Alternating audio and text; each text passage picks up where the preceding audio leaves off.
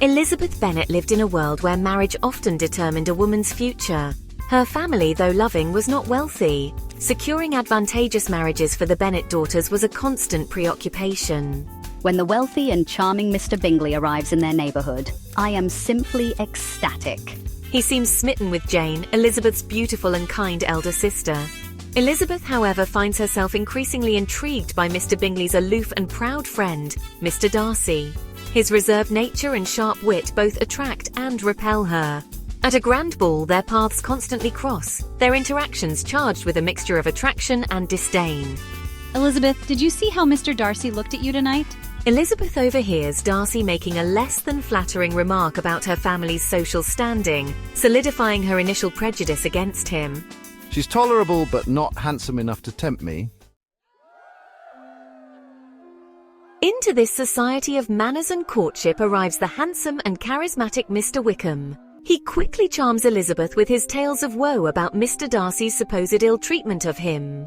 Miss Bennet, you must understand, Darcy has wronged me in ways you cannot imagine. He stripped me of my rightful inheritance. Elizabeth, already predisposed to dislike Darcy, readily believes his lies. She finds in Wickham a stark contrast to the arrogant Darcy, further cementing her negative opinion. Darcy's pride knows no bounds, Miss Bennet.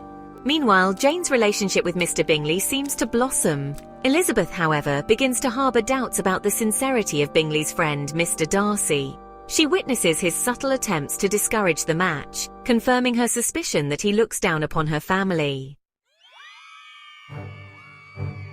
Mr. Darcy, unable to contain his feelings any longer, makes Elizabeth a passionate but ill-timed proposal. He speaks of his love, but his words are laced with arrogant pronouncements about her lower social standing.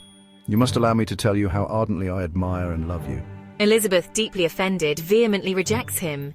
Despite your inferiority, I cannot help but love you. In a letter penned in the aftermath of their confrontation, Darcy reveals the truth about Wickham's manipulative nature and his own past generosity. Wickham has deceived you, Elizabeth. He is not the man you think he is. Elizabeth, forced to confront her own misjudgments and prejudices, is left reeling. Time passes, and Elizabeth embarks on a journey. She finds herself at Pemberley, Darcy's grand estate. There she encounters Darcy again, but he is transformed. He is kind, gracious, and surprisingly humble. Welcome to Pemberley, Miss Bennet. Elizabeth witnesses firsthand the true nature of the man she misjudged, and her feelings begin to shift. Just as Elizabeth's opinion of Darcy begins to change, disaster strikes her family. Lydia, her impulsive younger sister, elopes with the now disgraced Wickham. Scandal threatens to engulf the Bennet family. I will handle this, Elizabeth. Your family's honour must be preserved. It is Darcy, however, who steps in to salvage their reputation. He ensures Wickham marries Lydia, protecting the Bennet name from ruin. Wickham will marry Lydia. Your family's name will be safe.